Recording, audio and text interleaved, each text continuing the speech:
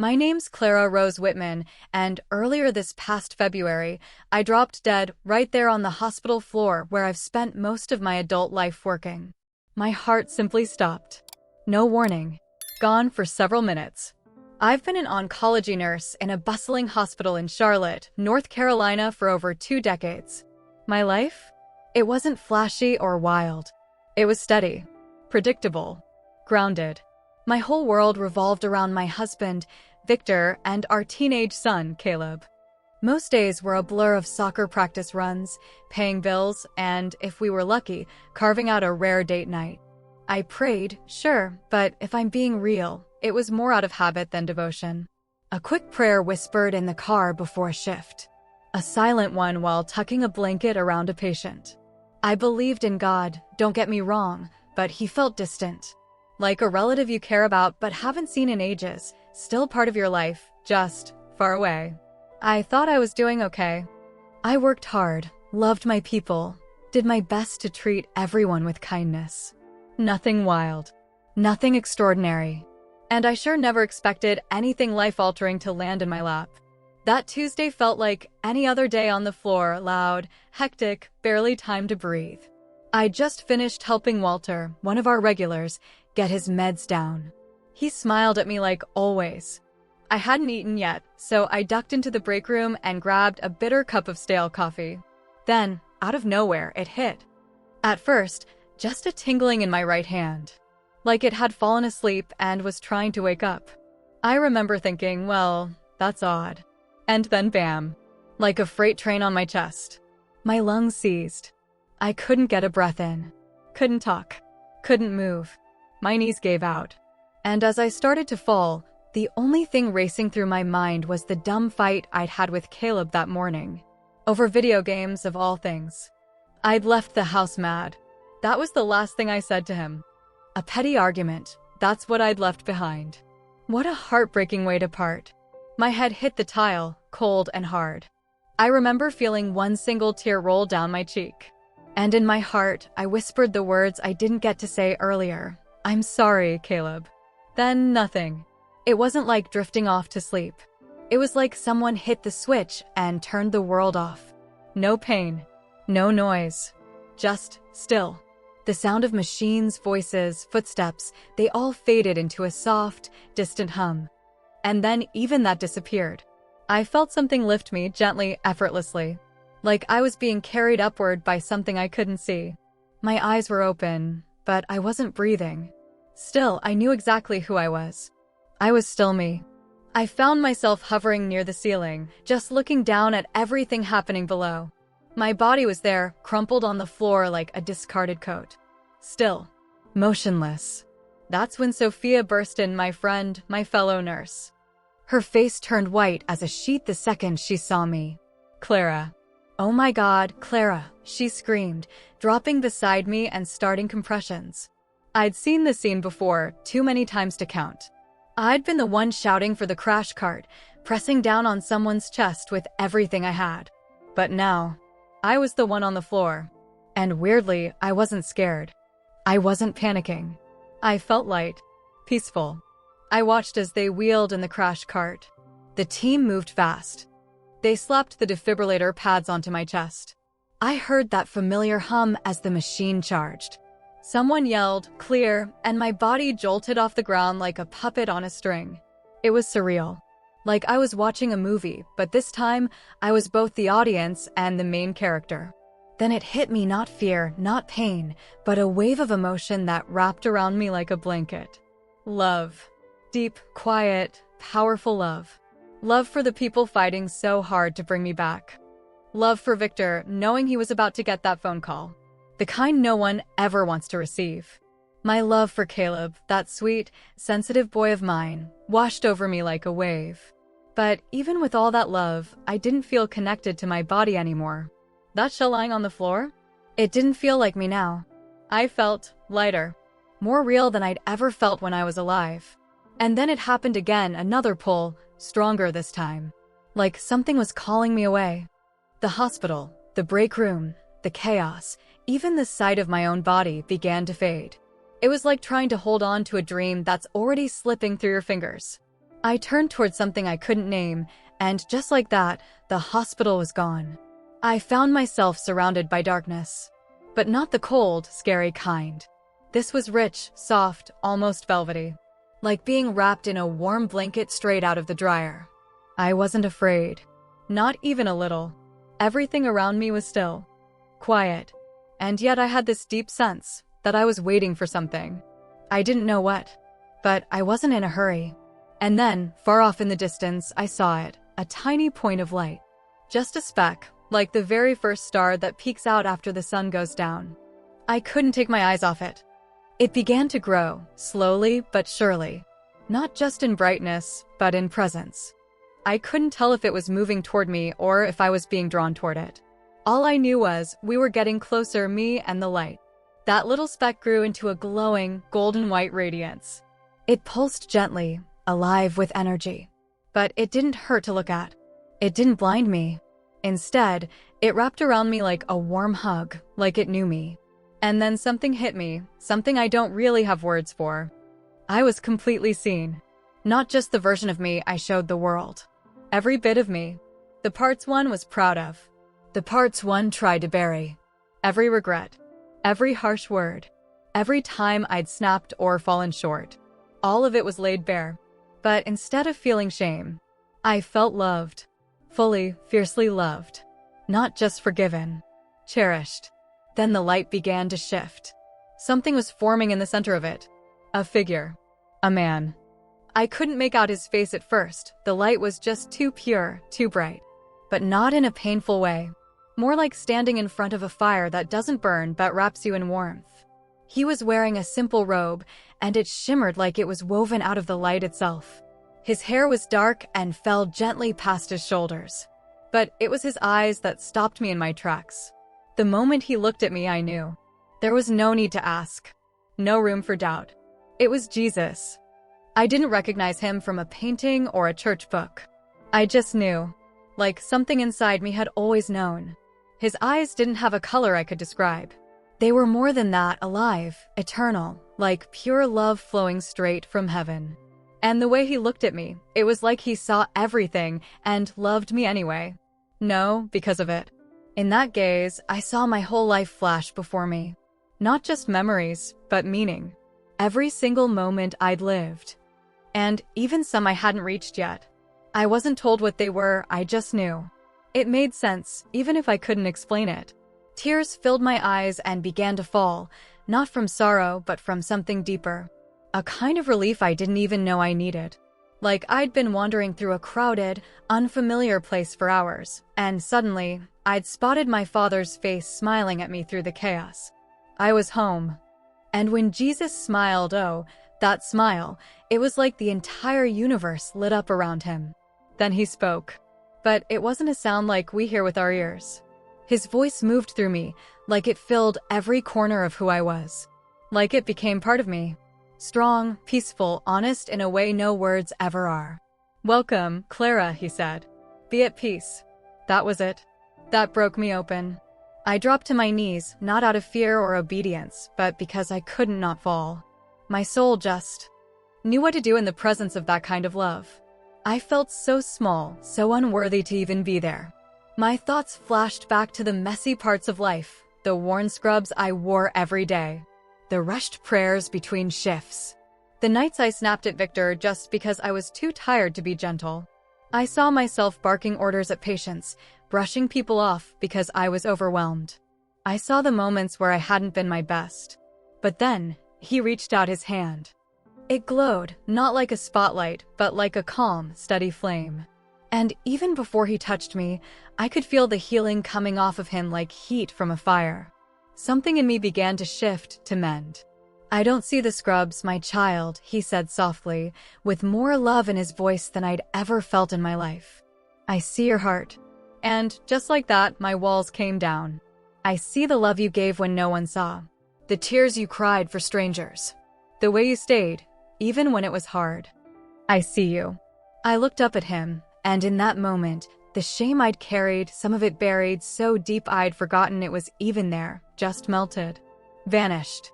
And just like that, The shame dissolved, and in its place came a love I can't explain. It wasn't earned. It just was. Whole. Constant. True. We stood there in silence. I don't know if it was seconds or centuries. Time didn't seem to exist. Then something shifted in his eyes. The love was still there, but now it carried weight. A quiet sorrow. "There's more you need to see," he said. "And more you must tell." His tone deepened, gentle but firm. "The world has made new idols," he said. "They chase fame and image, but not the stars I placed above them. Their hearts are far from me." Suddenly, we were standing above the earth, like on a great ledge, looking down. The space around us transformed into a vast screen of moving images. "What I'm about to show you," he said softly, "won't be easy. It's not to frighten you, but to awaken you, to call you to intercede." Then the first vision began. I saw a man instantly recognizable, a global icon, worshipped by millions. On stage, lights flashed, and the crowd roared. Cell phones lit the night like stars. But Jesus dimmed the scene. The noise vanished, and I saw past the lights, into the man's heart. It was empty, vast and hollow. Then I saw him alone in a mansion, cold, sterile, silent.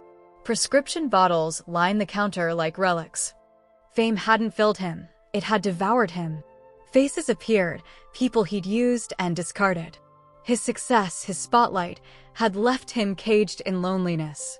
He was given a light, Jesus said, but chose to feed his pride instead. Now, that pride has sealed him in. "Even my voice struggles to reach him now," Jesus said softly. "Pray for him, Clara. His time is almost up." My chest ached with sorrow. I'd watched this man on TV, listened to his music, assumed he had everything. But now, seeing through heaven's eyes, I realized he had nothing that mattered. Then the scene changed. A woman appeared. Another familiar face. A beloved actress, known for her charm and contagious laughter. America's sweetheart. Families welcomed her into their homes through glowing screens, convinced they knew her. But once again, Jesus peeled back the mask. I saw her alone, hidden in the shadows of a parking garage. She was in her car, her hands covering her face, her body shaking with sobs. Not the quiet kind. These were deep, aching cries from a soul worn thin. She was surrounded by people, agents, assistants, so-called friends. But none of them knew her. Not really. Her soul was starving for peace, for real love, for something deeper than applause. That smile everyone loved? It was a disguise. When the lights went out, so did she. Collapsing inward. Unseen. Unheard. She brings the world laughter, Jesus said, voice filled with compassion, but her own heart is breaking. The world praises the performance, he continued, but no one sees the woman behind the role.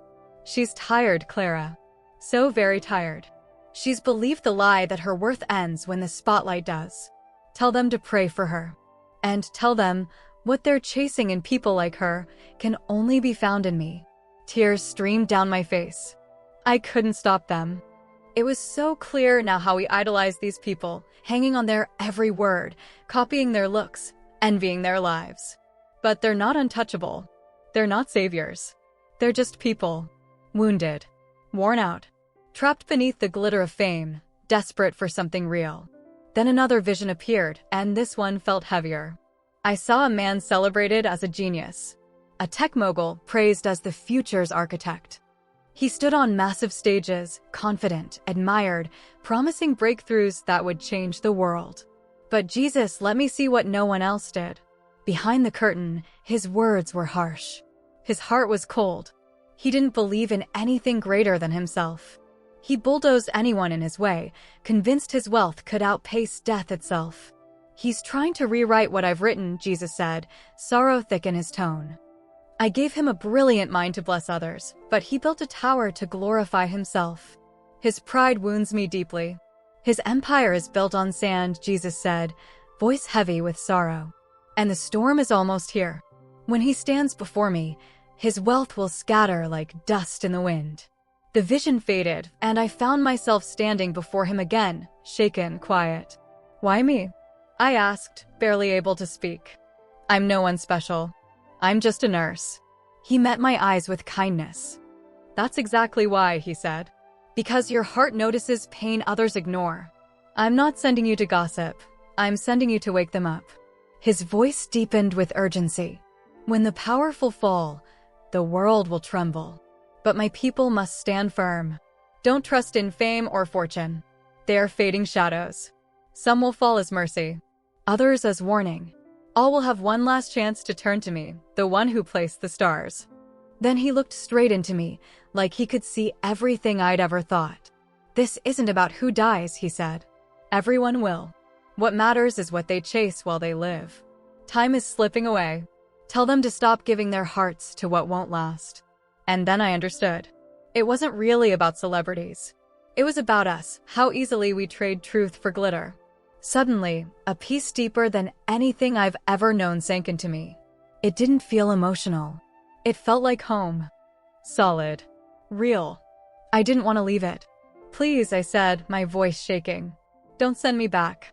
I'm tired. So tired. I just want to stay here. He smiled gently, but his eyes held a sadness too. I know, he said. But you're not done yet. Victor and Caleb still need you. He stepped closer, and his nearness was like being wrapped in sunlight. There are still lives waiting, not just for medicine, but for hope. You've seen what's real. Now take that truth back into the dark. Be my hands, my voice. You won't always be believed. Some will laugh. Others will walk away. But you'll know what's real. And I'll be right there with you.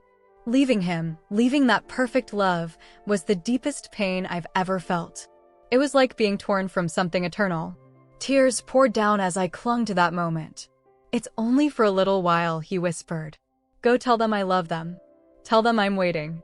He touched my forehead, and warmth filled me, electric and alive. Then I fell. The peace shattered. Pain crashed in like a wave. I gasped, my lungs burning, chest pounding. She's back. We've got a pulse. Sophia's face appeared, wet with tears. Clara? Can you hear me? I nodded weakly, tears rolling, not from pain, but from grief. I had just left heaven. I had just left him. My voice was a whisper. The world felt heavy again. They rushed me through the ER. I was no longer the caregiver. I was the one in the bed. They said I'd flatlined, no heartbeat, no brain activity. But the scans? Flawless. No damage. The doctors had no answers. Dr. Ramirez, my cardiologist, stared at my chart and shook his head. Clara, I can't explain this, he said. Someone upstairs must really like you. If only he understood. The days blurred. Machines humming. Victor never letting go of my hand. I saw fear in his eyes I'd never seen before. Then Caleb walked in, face puffy from tears, and hugged me like he thought I might disappear. I'm sorry about our fight, he whispered. I held him close, tears falling into his hair. It's okay, baby, I said. You're all that matters. None of the other stuff matters. Not the noise, not the status, not the striving. In the end, all that truly matters is love. Life on the outside looks the same. I'm back at the hospital, wearing scrubs, clocking in. But I'm not the same. I'm no longer just a nurse. When I step into a room now, I don't just see vitals or diagnoses. I see souls deeply, wildly loved by God. When I sit beside a patient, I don't just offer comfort, I speak with purpose. I pray not out of habit, but because something inside me has to. There's a fire that wasn't there before. I talk about peace, not the kind you fake, but the kind that carries you through fire. Some patients smile politely. Others break down in tears. They know I'm not reciting something I read in a book. I've been there. I've seen the other side. Even when I pray alone now, it's different. I'm not reaching out into silence. He's here closer than my next breath. And so, I have to say what he asked me to say. Heaven is real. Jesus is real. And his love for you? It's not distant or abstract. It's fierce, deep, personal. The kind that sees you fully and still calls you priceless. But time isn't endless. So let me ask you, what are you living for? Who do you follow? Is it someone with wealth or fame? Are you chasing success, building your life on things that won't last? I've seen behind the curtain. It all fades. None of it can hold you. None of it can save you. Jesus told me to say this clearly, with love. Stop chasing what's crumbling. Stop worshiping what's about to fall.